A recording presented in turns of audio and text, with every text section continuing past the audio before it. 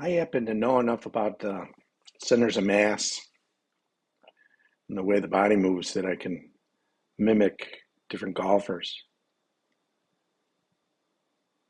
This is DeChambeau. Everyone in this video will be a number one golfer, former. Now the arms aren't the same, so I'm on a different plane here, but this is the second swing I took basically. So if I wanted to swing like him, I'd go back and now fix the arms. But it's not all that different. You can kind of see that here. Very similar in the lower body. He really wrenches his torso rather violently.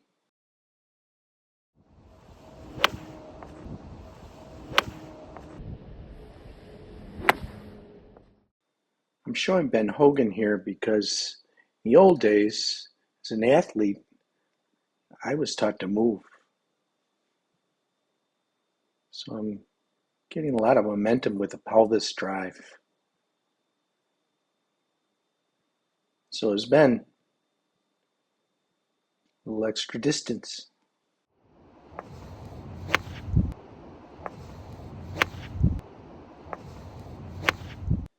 Now I showed you that swing because basically I'm mimicking Nick Faldo. Once again, his arms are different, and I can certainly change that. And if I do change that, bring my arms a little lower, swing even smoother, now I become Louis Oosthuizen, who I match almost exactly. So, am I unorthodox? No, of course not. In fact, all of these players are really doing the same things, the same fundamentals. And there's just a couple. I don't hit any worse or better in any of the methods. I just changed my stance width or my plane or my height of hands in an effort to match those other players. But this is just me. I'm not having any thoughts other than impact and tie my tailbone into the pivot point. Here's my next shot. Let's take a close-up and see how I did. My target on the last two shots was that tree standing up in the middle.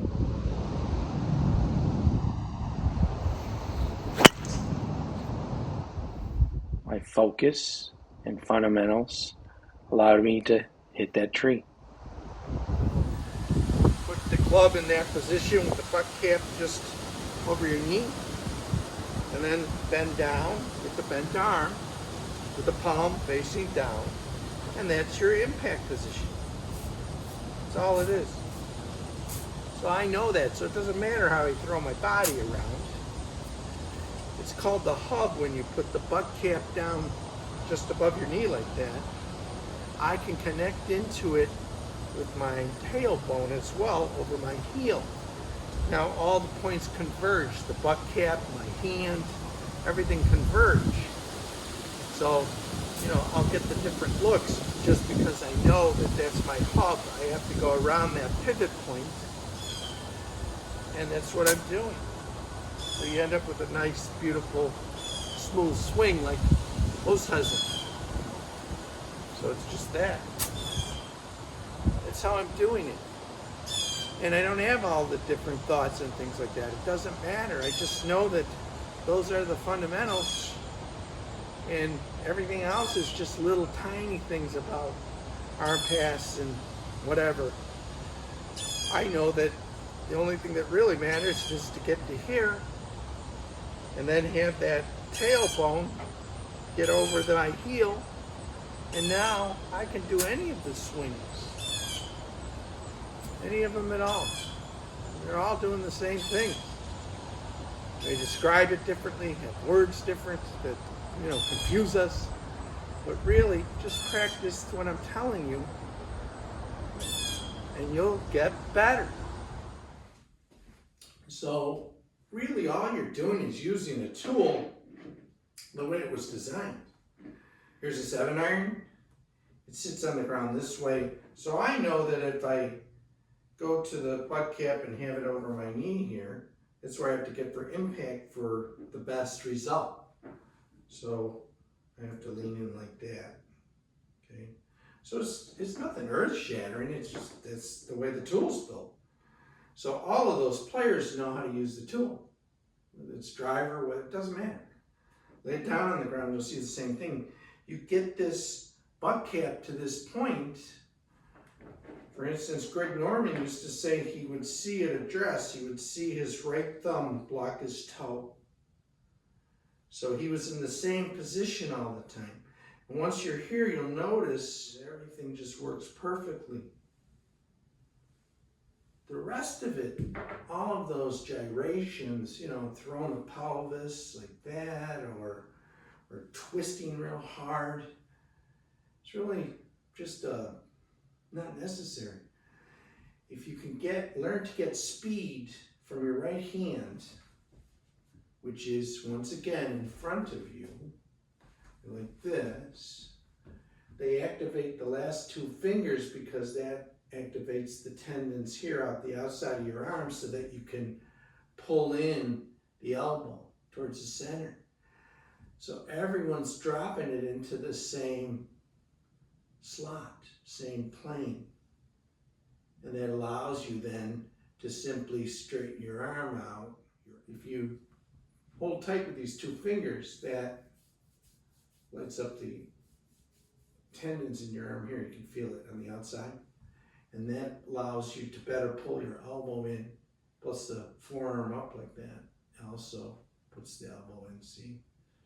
So they're pulling in from the front to that point here. And now all you're doing is that bent arms turning down your shoulder to that point we're talking about, the hub on the front part of your knee there. It's right above your ankle. And then, because you know that, every single club, I don't care how you come back and do these other things, you can get to that bent arm position. Then both arms will straighten here, in front of you. Now, as you straighten the right arm, then the left arm will start to bend. If you collapse this wrist, you'll notice this elbow bend. It has to. Or you break your arm. You can roll your left hand and things like that, but I don't recommend that because really, if you're to here and you're striking that dead square, after that, it doesn't matter what you do. The ball's ridden on the face and it's gone. So as long as you know these facts, you're like this. Now you could open up the face and hit a little fade. You could close the face and you'll hit a little tiny draw.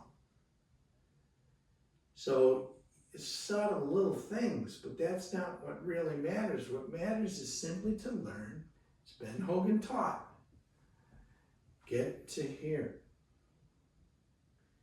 Right here. This will give you, with this dorsiflex like this, and at this point you get a little tiny bow on the left that they're always talking about. You get the perfect impact position because you're using finally the tool correctly as designed. And finally you got to here. You want to move your head this way, it makes it easier for most people to get to this position, or you can do this, which the pros do, which I don't recommend because that causes strain here in my neck and actually tightens up my back. So golf's easy. You just have to know what's the same. What really, truly are the fundamentals that aren't taught.